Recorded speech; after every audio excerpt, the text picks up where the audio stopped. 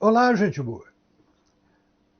São 5 horas da manhã, eu estou acordado há 1 hora e fui acordado pelos trovões sobre Porto Alegre, ruidosos trovões. E eles antecederam a chuvarada, que logo depois veio. Eles me acordaram pelo barulho e a chuva me tirou da cama, na preocupação de saber se estava tudo bem, se estava tudo fechado lá embaixo. Minha casa tem 2 andares, mas estava tudo certo. E disse, olha, vou aproveitar e já vou gravar um vídeo, porque não poderei tratar de outro assunto que não desse drama que se abateu sobre Porto Alegre. Tenho vontade de... Não há outro assunto que se imponha a este, dada a gravidade do momento que o Estado do Rio Grande do Sul está vivendo. E isso me faz pensar sobre o Estado. O Estado, que sempre quer ser forte, pujante, poderoso, cuida bem de si mesmo para que seja assim.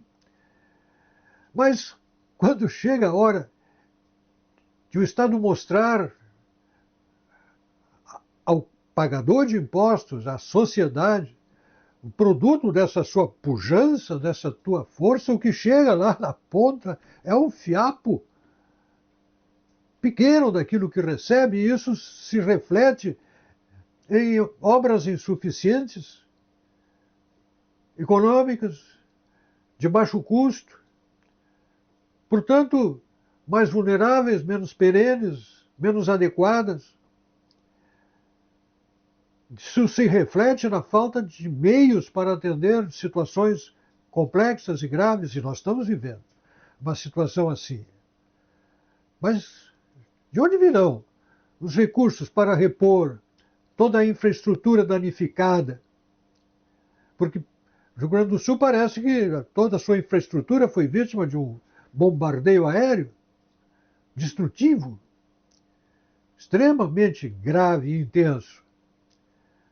E há que pensar na reposição das construções, das habitações. Nós temos 70 mil desabrigados. Quantos imóveis levados pelas águas? Há que pensar nos prejuízos da economia pelas áreas, pela inundação, pelo transporte contido, pela atividade reduzida das empresas e por aí vai. Ou seja, é uma série de consequências econômicas graves que o Rio Grande do Sul vai enfrentar. E é o meu estado, e é aqui que eu vivo, nessa capital do Rio Grande do Sul, onde cheguei em 1959, vindo da minha querida Santana do Livramento, lá na fronteira do Uruguai. E quando cheguei aqui, se falava muito da cheia de 41. Ainda se falava. E lá no centro da cidade, alguns prédios tinham a régua marcando a marca de onde esteve as águas durante aquela enchente, que ficou marcada na memória da cidade, como referência, inclusive, do estado do Rio Grande do Sul para as enchentes nesta região do estado, a cheia de 41. Mas eu queria dizer também de minha parte que aqui onde eu estou no seco, está chovendo, estou no seco. Esse meu bairro e a circunvizinhança toda não está naquela situação terrível, né? Que parece imagens tomadas de uma realidade distópica, né? De uma cidade de porte, de uma capital de mais de 1,5 milhão de habitantes que está embaixo d'água, que é o que se vê nas imagens do centro de Porto Alegre. Grave. Isso é uma coisa inimaginável, mas aconteceu. Superou-se os limites da cheia de 41, que balizou as obras de proteção da cidade. Claro, com alguma folga ainda, mas essa água entra pelos tubos, pelas canalizações do esgoto. E essa água que vem do rio entra pelo tubo de esgoto e vai. Agora imagine a confusão no centro da cidade, as consequências disso, né? Na vida de tanta gente. E assim vai. O estado do Rio Grande do Sul hoje tem 300 municípios pedindo socorro, 64 mortos, 77 desaparecidos, 107 feridos, 70 mil desabrigados, desalojados, 500 mil com dificuldades diretas, enfrentando problemas sérios, e toda a população do Estado sofrendo junto com isso. Tudo por problemas de imprevidência e, claro, emergência. Mas emergências acontecem, né? Se é uma coisa certa, é o imprevisto. E é preciso estar mais preparado para isso, mais prevenido. Principalmente se nós vivemos num estado sujeito a isso. As nossas obras têm que ser feitas com mais cuidado. E eu pessoalmente participei de uma, envolvida com exatamente esta questão. Me refiro a um projeto que fiz no início dos anos 70, participei dele, uma equipe multidisciplinar bem ampla, dada a pluralidade de técnicas de engenharia, de arquitetura envolvidas, né, que foi o projeto Porto da Estrela, então entroncamento hidro-rodo ferroviário do rio Taquari, que ligava os três modais de transporte com todas as respectivas engenharias. E no meio disso estavam os estudos hidrológicos, que tinham como marco de referência a cheia de 41, e tratava-se, no nosso caso, de escolher o local adequado para construir o porto, o local mais abrigado possível das águas do próprio rio onde queríamos fazer o porto. E os hidrólogos que trabalharam nesse projeto, feitos os seus cálculos, indicaram que a cheia de 41 tinha um período de recorrência de 100 anos, valendo dizer que poderia acontecer uma cheia daquelas, como a de 41, a cada 100 anos.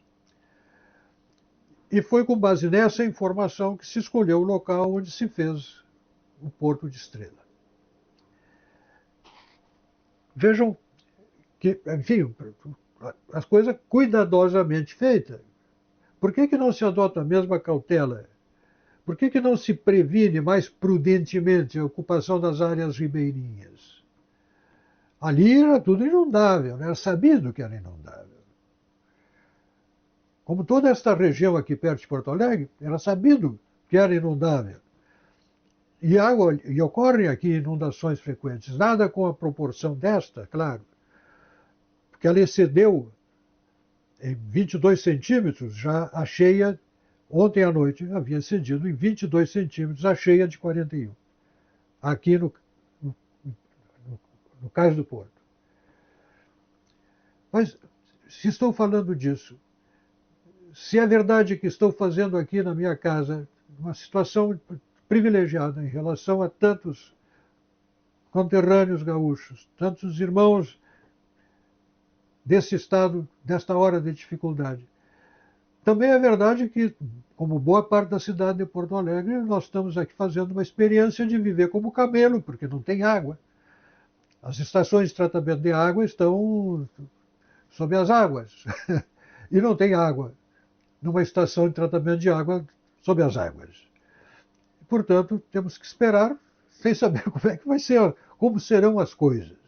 Todos esses desconfortos também motivam aqui sobre a imprudência do Estado, a imprudência das ocupações ribeirinhas, os erros de engenharia, os descuidos, os descasos, o mau uso dos recursos públicos. Sobre tudo isso agora se impõe reconhecer o valor da solidariedade que está sendo vivida intensamente aqui no Rio Grande do Sul.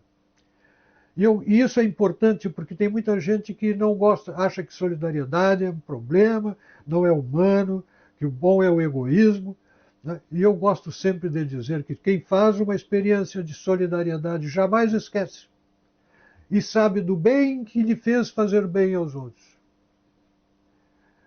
Porque é profundamente humano ser solidário. E, portanto, eu aqui do Rio Grande do Sul agradeço as maravilhosas redes sociais, porque elas armaram boa parte dessa máquina de solidariedade que hoje procura atender às necessidades dos necessitados. Maravilha. Agradeço a todo o Brasil. E agradeço a Deus que acendeu no coração das pessoas este sentimento de solidariedade. Pense nisso, meu amigo. Como é bom ser solidário. Como é bom não ser egoísta. Como é bom pensar nos outros. Como é bom poder ajudar quem precisa. Meu nome é Percival Pugina, quero meu país de volta. Não solto a ponta da corda. Peço a Deus que abençoe o Brasil e o livre de todo o mal. Amém.